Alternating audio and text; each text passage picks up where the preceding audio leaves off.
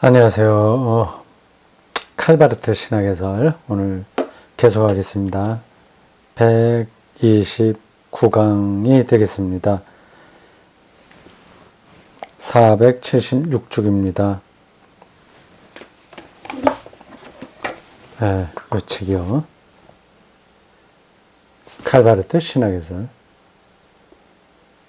그건 부제로 붙었고 위대한 열정이라는 제목이 붙었습니다. 이 책 원서의 제목은 확인해 볼까요?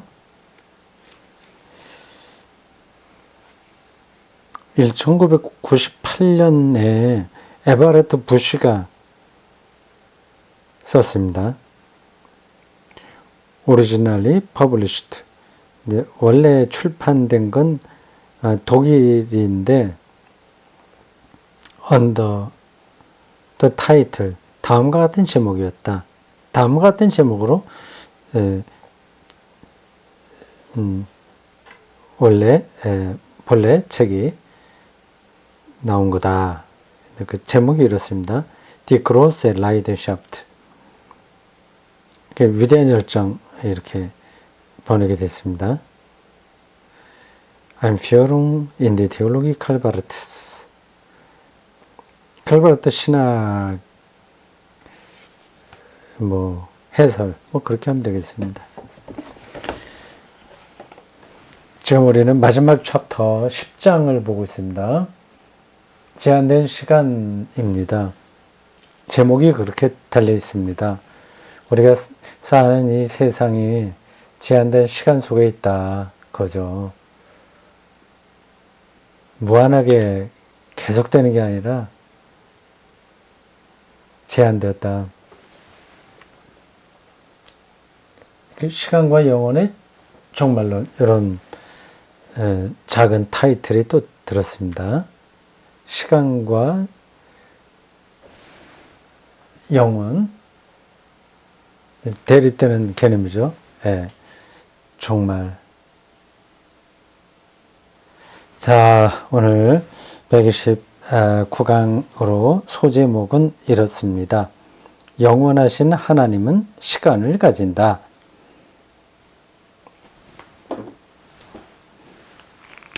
영원하신 하나님은 우리가 많이 들었던 얘기입니다. 좀 이형이 너무 컸죠? 영원하신 하나님. 이게 이쪽으로 쓰는 게 아니라 이렇게 해서 이렇게 쓰는 게 좀 편할 것 같죠? 나중에 한번 그렇게 해볼까요? 다시 한번 자리를 바꿔보겠습니다. 쓰는 게 영 좀 불편해요.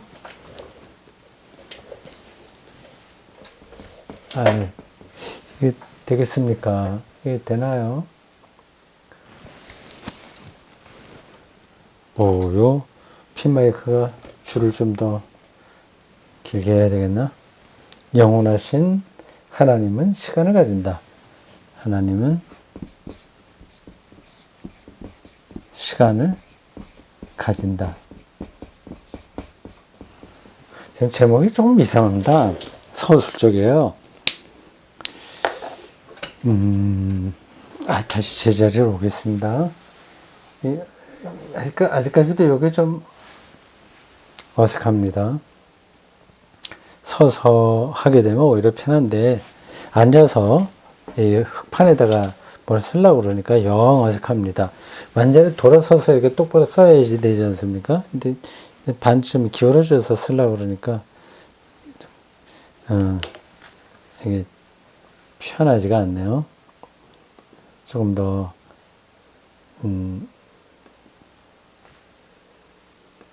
안정된 그런 자세를 좀 갖출 수 있도록 좀 해보겠습니다. 시간을 가진다라고 하는 건 이제 우리말 표현으로는 마땅하지 않습니다. 우리 영어나 독일어나 이런 데는 툭 하면 가진다고 표현하거든요.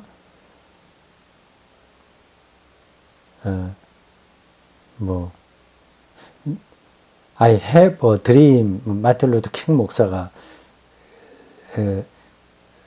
말했듯이 말이죠. I have a dream. have라고 하는 동사를 많이 써요. have하고 비동사를 많이 씁니다.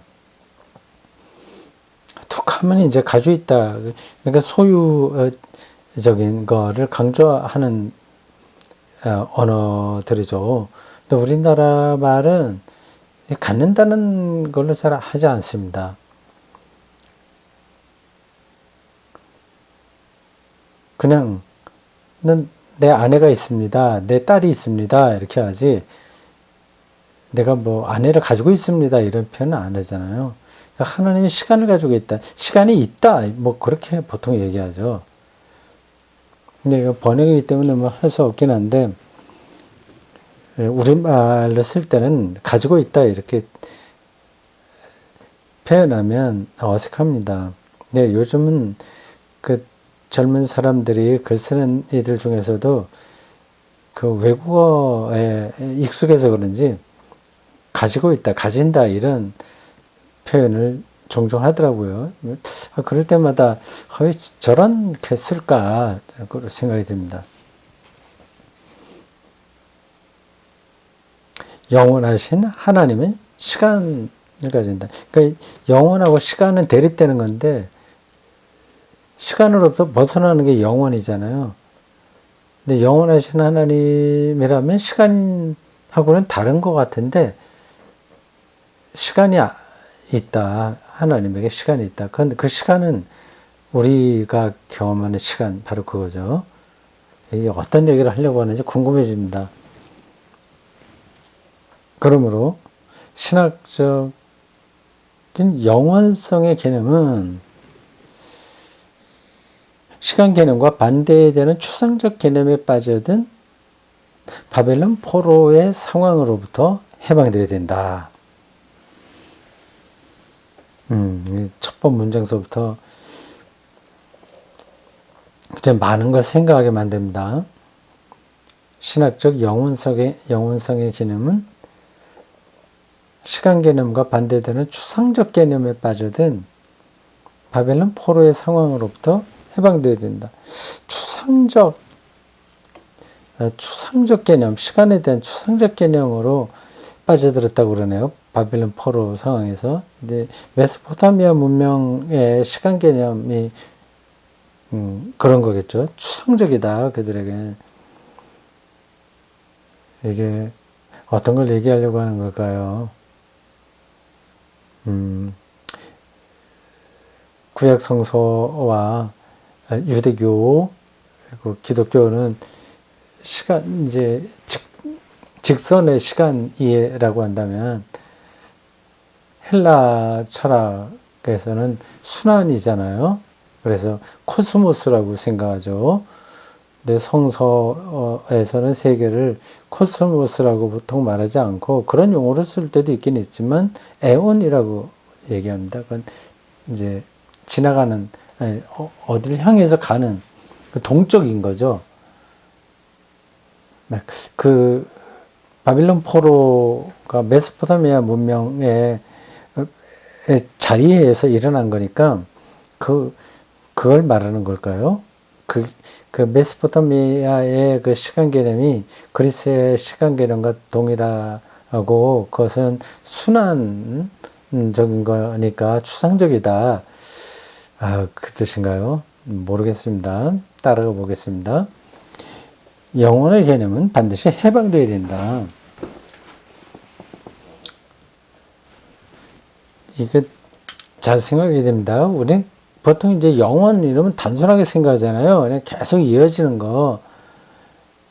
근데 하나님 나라에 가서 영원 무궁토록 우리가 젊고 잘 산다 그런 생각을 하지 않습니까? 근데 거기로부터 해방돼야 된다고 얘기합니다.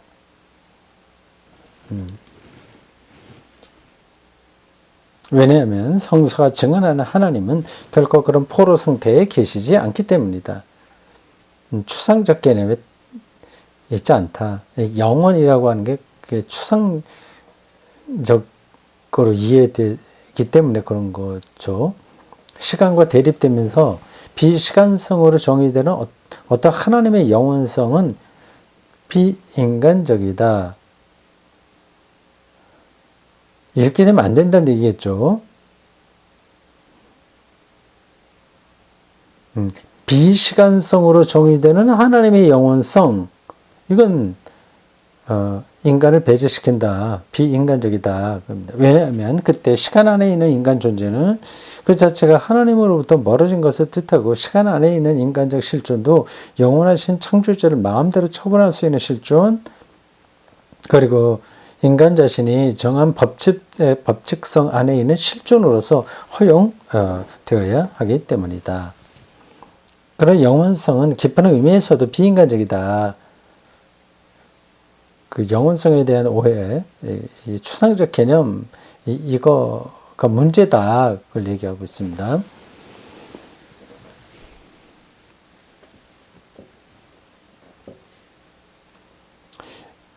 왜냐하면 어떤 무시간적으로 사고인데, 무시간적으로 사고된 영원성, 추상적 개념이다. 거예요. 그 무시간적으로 사고된 하나님이란 분명 단지 시간의 상실 안에서 자기 자신으로부터도 소외된 인간의 신격화된 거울상에 지나지 않기 때문이다.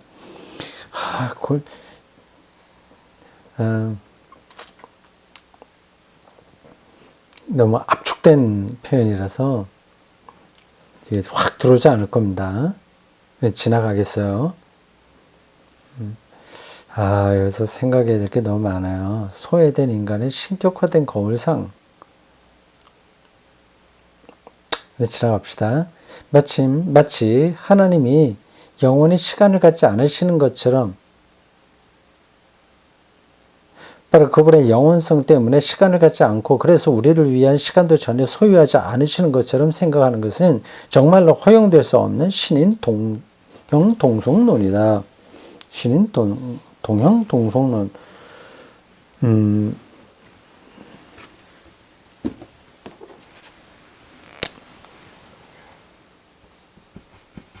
신인 동형 동성론. 안트로포모피스무스. 그렇게 발음할 겁니다. 신인 동성동형론 혹은 신인 동형 동성론. 그러니까 하나님을 인간과 비슷한 어떤 존재로 생각하는 것, 그걸 이제 신인 동형 동성론이라고 합니다. 만일 이제 그건 그렇게 이제 기독교 비판받을 수 있는 거죠. 그건 아닌 겁니다. 만일 그렇다고 한다면 추상적인 비인간성이 영혼에 대해 말해줄 수 있는 본질적인 것이 될 것이며, 그런 비시간성은 시간과 너무나도 유사한 것이 될 텐데, 실제로 그것은 우리 성찰의 거울상이고 우리의 무한성의 착시 안에서 황폐화되고 상실된 시간의 모형인 것이다.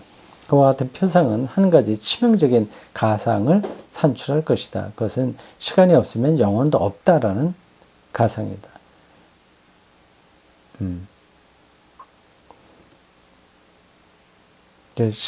영혼이라고 하는 것을 우리 인간이 생각하는 그 시간 그 안에서 생각해서 그것이 무한히 반복되는 것으로 보면 이게 하나님의 영원성을 잘못 이해하는 거다.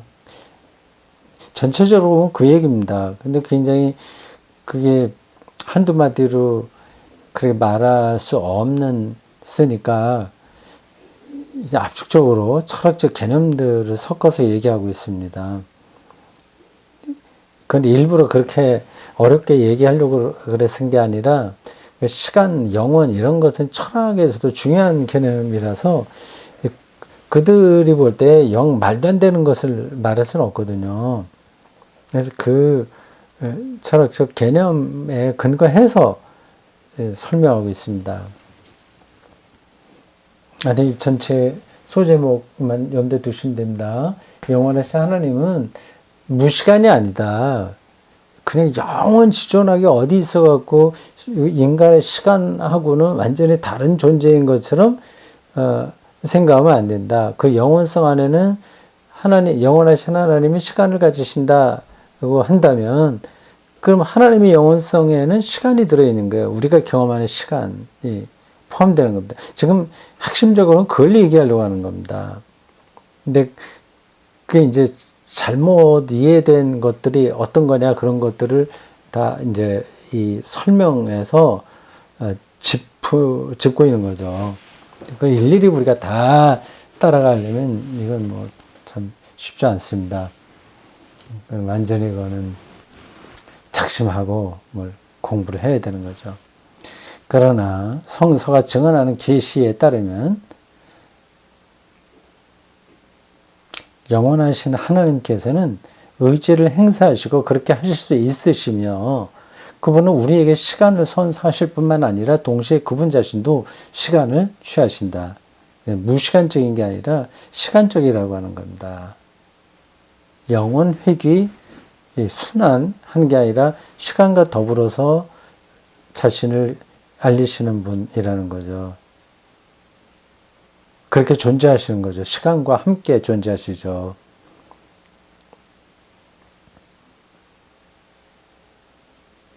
그렇다 하나님은 자기 자신을 계시하신다라는 명제는, 여기 계시라는 말이 나왔네요.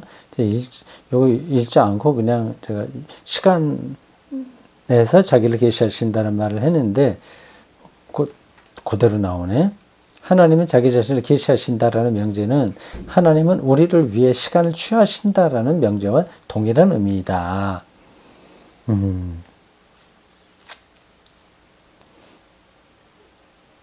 시간은 역사입니다. 이것은 하나님께서 경우에 따라 시간 안에서 이것 혹은 저것을 행하실 수 있는 어떤 외적인 조건만을 가리키지 않는다. 오히려 하나님께서 우리를 위한 시간을 가지신다는 것은 신적인 계시와 그 안에서 실행된 화해의 선하신 뜻이 가득 흘러 넘친다는 것을 뜻한다. 우리는 시간 안에서만 존재하잖아요. 그러니까 시간을 취하시고 그렇게 계시하신다 하시니까 그것은 곧 우리를 화해, 우리에게 분열되었던 상태로부터 화해 하시는 선한 뜻이 있다는 거죠. 말이 조금 좀 적당하게 설명이 되지 못했습니다. 그런데 그 어떤 뜻인지는 전달이 됐죠.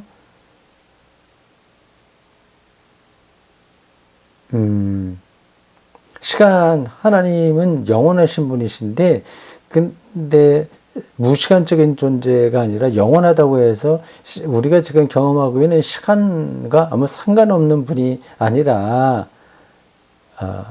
시간을 취하신다. 시간 안에서 일을 하신다. 하는 거예요. 그렇다면 우리 시간 안에 있는 우리들에 대한 선한 뜻이 있는 거죠. 말이 되나요? 하나님이 자신을 계시하실 때에 나타내신 이름 그 자체가 무시간적인 신표성에 대한 반박이다. 여기서 핵심은 무시간적인 게 아니라는 뜻입니다. 하나님이 영원하시다는 말은 무시간적인 게 아니다. 기억해야 됩니다. 그러니까 무시간적인 이런 것들은 바벨론, 메소포타미아, 그리스, 철학 이런 데 있는 시간 이해입니다. 무시간적인 신표상에 대한 반박.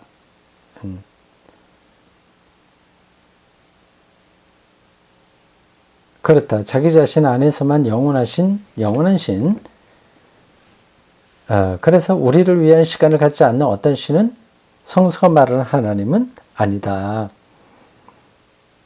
신구약 성서가 전하는 소식이 시간 안에서 발생하는 역사에 관한 구체적인 소식이라는 맥락이, 예, 시간, 역사, 뭐 중요한 단어들 다 나왔어요.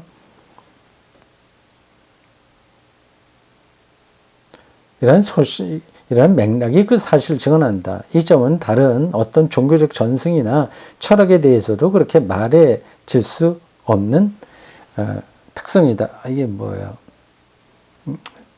역사에 대한 구체적인 소식이라는 맥락이 사실을 증언한다 했는데, 그 다음 문장, 이 점은 다른 어떤 종교적 전승이나 철학에 대해서도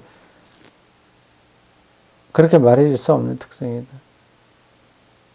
어떤 종교적 전승이나 철학에서도 이제 그렇게 설명되는 것은 없다. 이건 성서의 독특한, 고유한 시간 이해다. 그 뜻이겠죠. 그러니까 요 문장은 좀 이상하네. 또한 그 사실은 다음과 같은 의미도 갖는다. 여기도 자꾸만 또 갖는다 나오죠. 이런 문장은 가능한 대로 사용하지 말아야 됩니다. 또한 그 사실은 다음과 같은 의미도 있다. 뭐 그렇게 하면 되거든요. 우리말식으로 하려면 갖는다는 건 가능한 아주 특별한 경우 말고는 좀 그렇게 하지 않은 게 좋습니다. 의미를 갖는다는 거는 우리는 그렇게 우리말로는 그렇게 표현하지 않습니다. 의미가 있다 이거죠. 하여튼 뭐 뜻은 전달이 됩니다.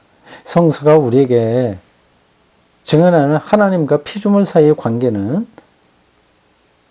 피조물은 시간 안에 있어요. 신화가 그것에 대해 말할 수 있는 것과는 날카롭게 반대되면서 언제 어디서나 현존할 수 있는 어떤 관계에, 예를 들어 무한과 유한, 정신과 물질, 선과 악, 완전성과 불완전성, 주권자와 종속된 자 사이의 관계 혹은 그와 비슷한 것이 아니다. 오히려 이런 관계들은 하나님의 자기 관계를 통해 비로소 생길 수 있는데, 하나님의 자기 관계는, 이런 표현들이 어렵네. 자기 관계는, 하나님의 자기 관계, 시간 안에서 구체적으로 발생했고 또 지금도 발생하는 구체적인 역사 안에서 실현된다. 이건 그냥 넘어가야 되겠어요. 이게 넘어가는 대목이 너무 많네요. 제가 다 어떤 부분은 좀 이해가 안 되기도 하고, 어떤 부분은 너무 설명하려면 복잡하니까 그렇고, 그래서 그냥 지나가야 될 대목들이 많이 생기네요. 됐습니다. 이 소제목 하나만 잊지 말고 계시면 됩니다. 영원하신 하나님은 무시간적으로 존재하는 게 아니라 시간적으로 존재한다. 그렇게 이해하시면 됩니다. 전체는 그걸 얘기하려고 하는 겁니다. 이 모든 것이 영혼과 시간을 동일시해야 한다는 뜻은 아니다. 시간은 창조와 함께 시작되는 하나님의 피조물이다. 이건 제가 다른 데서도 얘기를 했습니다. 설교 시간에도 얘기를 했나? 아니면 우리 강독에서 했나? 모르겠는데, 시간도 피조물이다. 그러니까 앞에서 나왔군요. 절대적 시간은 성서에서는 성립되지 않습니다. 그것도 피조물이에요. 대단하죠? 성경의 세계가 대단하죠?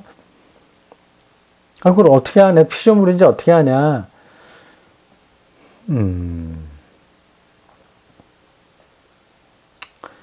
그거야.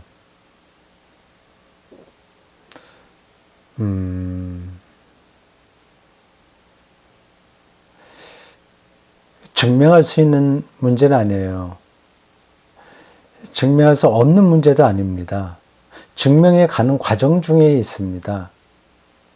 절대적인 것은 종말론적으로만 증명이 가능합니다. 그러나 그때까지는 점점 더 그게 밝혀지는 거죠. 증명될 수는 있습니다. 그러니까 완벽한 증명은 아니나 가까이 가는 거죠. 그러니까 물리학이 얘기하는 시간, 이런 것들을 우리가 귀담아 들으면서 이게 왜 성서가 말하는 피조물의 해당하냐 하는 것을 설명할 수 있어야 됩니다. 이게 어떻게 설명이 되지? 성경은 뭐 2000년, 3000년 전에 기록된 거고 고대인들의 세계관에 근거해서 기록된 건데, 근데 21세기 이 자연과 대화가 가능하단 말이냐? 혹시 그렇게 생각하시는 분이 있으면 착각입니다. 아직 근본에 대한 생각은 3000년 전이나 지금이나 크게 다르지 않습니다.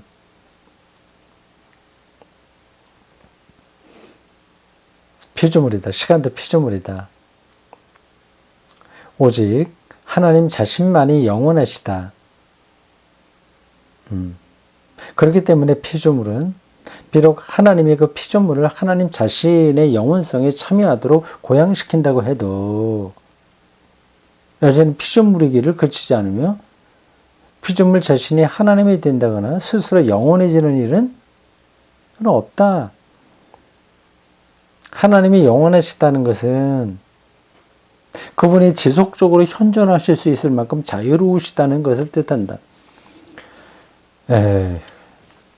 자유로우시다 하는 거가 이렇게 연결이 되네요.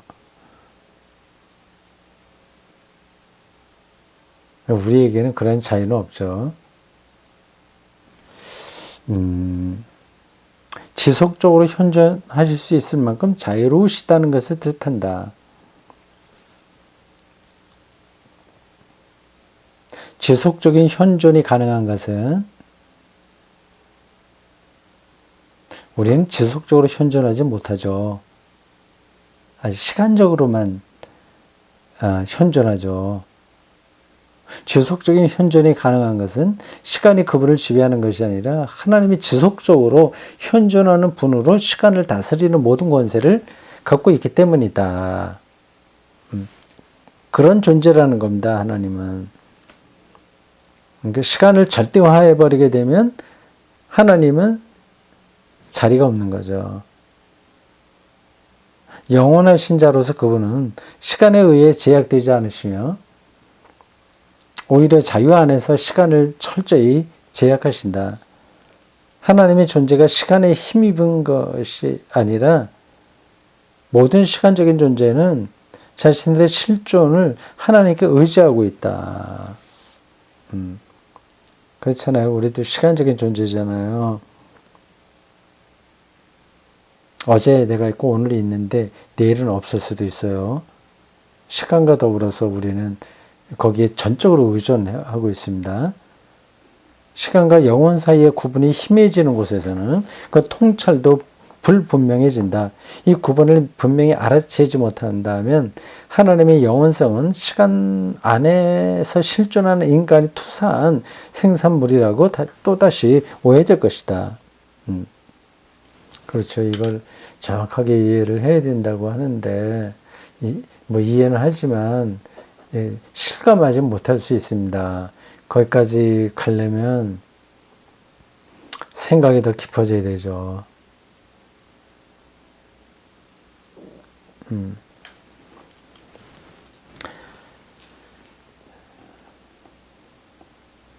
그러나 그 구분이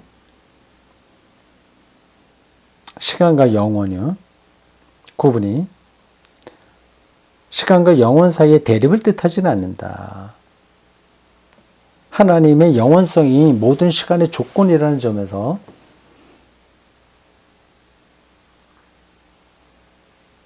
영원은 시간에 대해 긍정적인 관계를 맺는다.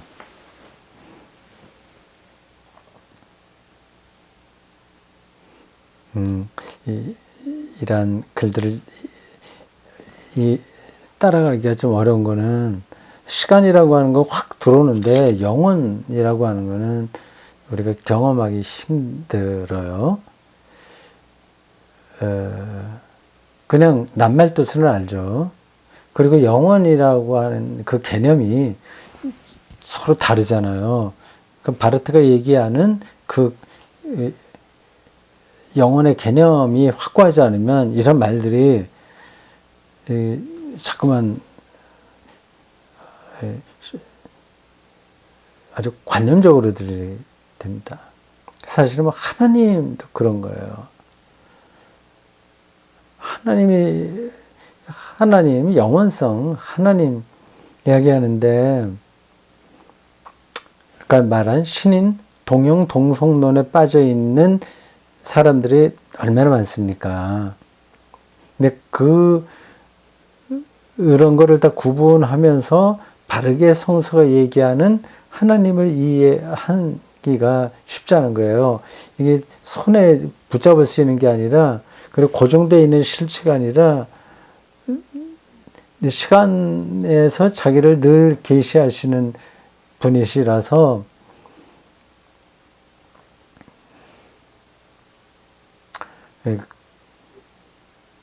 그렇게 간단하게 해결될 문제가 아닌 겁니다.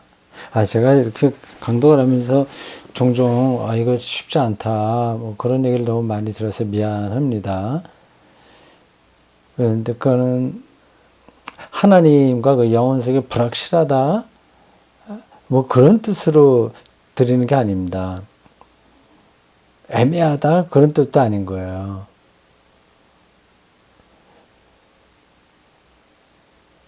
우리가 경험하고 있는 이 세상살이에서 그대로 딱 일치시켜서 생각할 수 있는 존재가 아니기 때문에 그런 겁니다. 생각을 완전히 바꾸지 않으면 사실 하나님을 말한다는 것은 가능하지가 않습니다. 헛다리 잡을 수도 있는 거예요.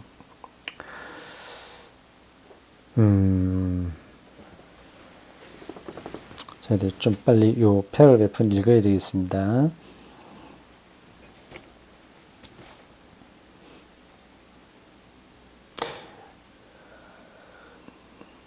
하나님의 영원성이 모든 시간의 조건이라고 하는 점에서 영원은 시간에 대해 긍정적인 관계를 맺는다. 하나님의 시간을 가지실 때 그것을 위한 시간이 반드시 창조되어야 되는 것은 아니며, 시간적인 존재에게 말하자면 반드시 시간이 수요되어야 하는 것도 아니다. 하나님은 시간을 갖고 계신다. 그것은 그분의 영원성 안에 있는 참된 시간이다. 영원히 살아계신 자이신 그분은 시간을 소유하시며, 그 안에는 진정한 이전, 동안, 이후, 이게 독일어로 뭐라고 되어 있는지 궁금하네. 이전, 과거, 동안, 지금, 진행, 이후가 있다. 그러나 이 셋이 각각 나누어져 분리되는 일은 없다. 하나님 안에서는 과거와 현재, 미래가 구분되는 나뉘어지는 건 아니다. 하나님은 우리가 있기 전에 계셨고, 우리가 존재하는 동안 계시며, 시간이 더 이상 없을 때도 계실 것이다. 바르트는 이와 같은 삼중성을 하나님의 시간 이전의 특성, 하나님의 시간 이전의 특성,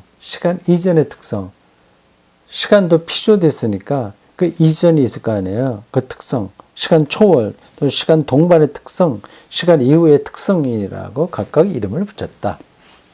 그리고 그런 그와 같은 삼중적 특성을 하나님의 영원한 준비, 즉 그분이 실제로 행하시려는 것을 행하기 위한 준비라고 불렀다. 네, 철학적이네요. 이런 대목에서는요. 그분은 시간을 창조하시고 유지하심으로써 우리에게 시간을 주신다. 그분은 스스로 시간적으로 되심으로써, 시간 안에 들어오심으로써, 시간과 더불어 가심으로써, 시간에서 자기를 계시하심으로써 우리를 위한 시간을 취하신다. 삼중적 특성에 힘입어 양쪽의 사건은 모두 하나님의 본질에 일치하는 것이고, 하나님께 낯선 어떤 일이 아니다. 그 특성에 힘입어 하나님께서는 영원 안에 계시면서 모든 시간 존재에게 각각의 모든 순간에 활동적으로 현재하실 수 있을 만큼의 자유와 능력을 갖고 계신다. 영원이면서 현재 시간적으로 통치하신다는 겁니다. 하나님의 영원성은 모든 시작점에서 시작하는 것, 모든 결과 안에서 계속되는 것, 지속되는 것, 모든 종말 안에서 끝나는 것이다. 이런 표현들은 두고두고 생각하게 됩니다. 하나님의 영원성은 모든 시작점에서 시작하는 것, 모든 결과 안에서 지속되는 것, 모든 종말 안에서 끝나는 것, 알듯 말듯하죠? 넘어가겠습니다. 그 특성에 힘입어 계시 안에서 영원, 이터니티, 영원히 시간화되는 가운데 우리를 위한 시간을 갖는 분이 바로 하나님 자신이라는 사실, 바로 그분 자신이 우리를 위한 시간으로 존재한다는 사실이 발생한다. 우리가 다는 이해하지 못하더라도 그 말은 참 멋지게 다가오네요. 마지막 문장이요. 바로 그분 자신이 우리를 위한 시간으로 존재하신다. 영원하신 분인데 그 영원하신 분이 우리를 위한 시간으로 존재하신다. 네. 수고했습니다.